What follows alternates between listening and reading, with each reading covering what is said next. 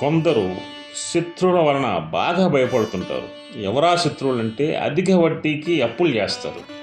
ఆ డబ్బులు కట్టలేక ఆ వడ్డీకి ఇచ్చిన వారు నోటికొచ్చినట్టు తిడుతుంటారు. అంటే భార్య బిడ్డల్ని భయంకరంగా తిట్టడం, కొట్టడం, హింసించడం చేస్తుంటారు. అదేవిధంగా రాజకీయ కక్ష సాధింపులు ఉంటాయి. ఆ రాజకీయ కక్ష సాధింపుల వలన కూడా ప్రాణభయం ఉంటుంది. అదేవిధంగా వ్యాపార కక్ష సాధింపుల వలన కూడా ప్రాణభయం ఉంటుంది.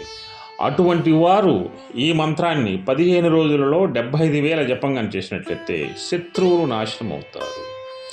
ఏంటా మంత్రం అంటే శ్రద్ధయ పరయ తప్తం తపస్త త్రిత విధం నరాహి అఫలాకాశ్ శిభిర్యుకైత సాత్వితకం పరిచక్షతే అనే మంత్రాన్ని ఎవరైతే 15 రోజుల్లో 75,000 జపం చేస్తారో శత్రువులు నాశనమై వీళ్ళు ఆనందంగా జీవిస్తారు.